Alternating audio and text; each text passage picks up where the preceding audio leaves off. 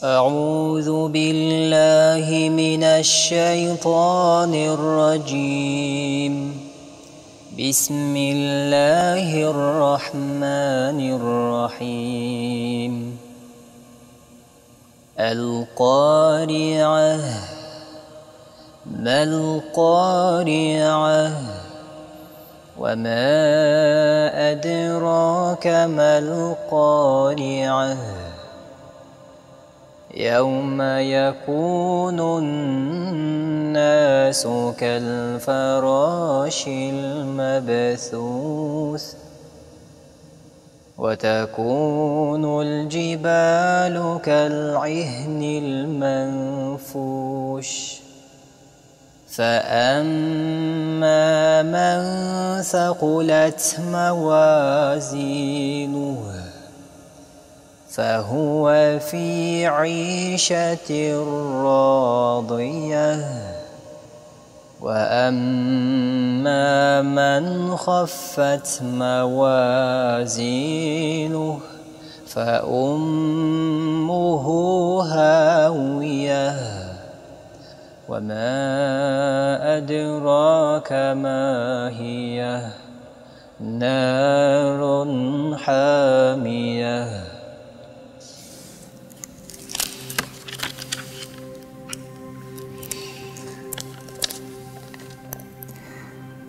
Қариға сүресі. Қариға Меккелік сүре. Бұл сүреде қиямет пен оның қорқынышы, ақырет пен оның қиыншылығы баян етіледі.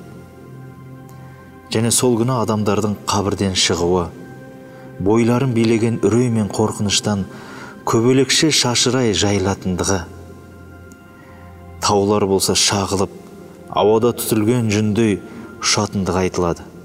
Таулар жердің тепе-теңдігін ұстап тұратын қазық сияқты мықты қылғаны бәрімізге белгілі.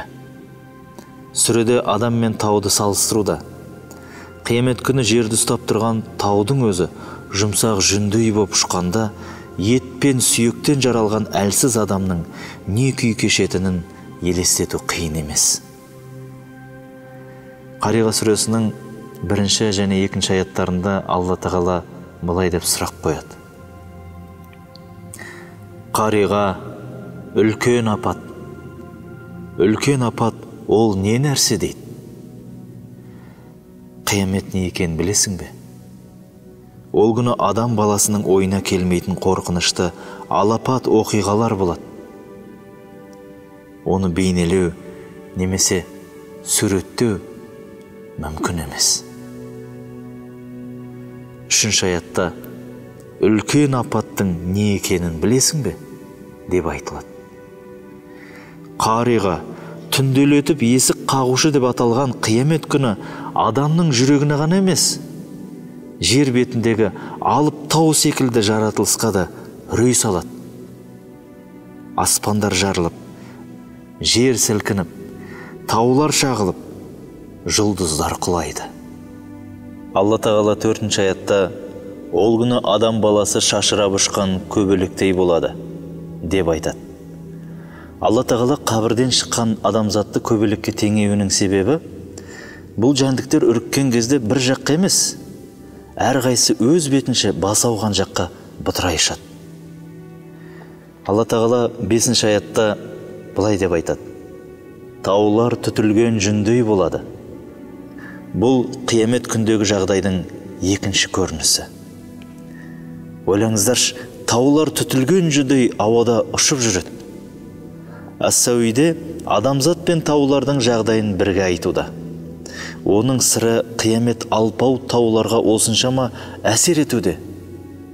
Алайда тауларға құлшылық міндет емес. Ендеше құлшылыққа міндетті, ертеңгі күні әрбір істеген амалына есеп беретін, сонымен бірге әлсіз жаратылған адам баласының жағдайы қандай болмақ деп тәпсірленген. 6 аятта Алла Тағала міне сонда кімнің таразысы ауыр тартса деп айтады. Кімнің амалдары таразыға тартылған кезде сауабы күнәсінен басым келсе. Және 7 аятта онда ол разы болатын бір тіршілікте болады деп айтады. Міне, солар бақытты өмірге қол жеткен жандар. Олардың барар жері нығметке толы мәңгілік мекен жәннат болмақ. 8-ші аятында Алла тағала ал енді кімнің таразысы жеңіл тартса деп айтады. Ал кімнің сауабы күнәсінен аз болып қалса, жақсы амалы жамандығынан басым түспесе, күнәлары оны ұстап қалса. 9-ші аятында онда оның анасы барар орны Хауия. Бұл бейбақтың барар жері тозақ оты. Аятта сөзбе-сөз оның анасы тозақ түбі деп айтылған. Оның себебі баланың барар жері ананың құшағы болғандығы секілді, күнәһарлардың барар жері тозақтың түбі болмақ. 10-ші аятта Алла тағала оның Хауияның не екенін білесің бе дейді.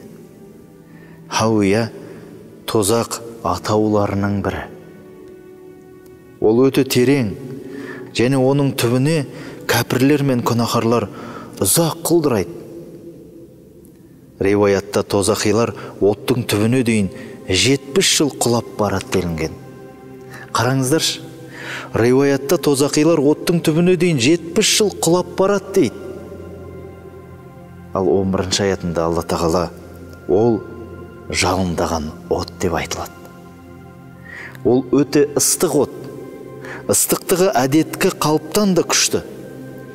Жер бетіндегі ең ыстық оттың өзін тозақпен теңеуге келмейді. Қиямет күндегі таразы шынайы, оның екі табағы және ортасында тілі бар. Таразыға сауап және күнә амалдар жазылған парақшалар тартылады. Ибн Аббастан радиаллаху анху риуаят етіледі. Ізгі амалдар көркем бейнеде, ал жаман амалдар ұсқынсыз бейнеде келтіріліп таразыға тартылады. Кімнің сауабы басым түссе, бақытты болады. Ал кімнің жамандығы басым түссе, сорлайды.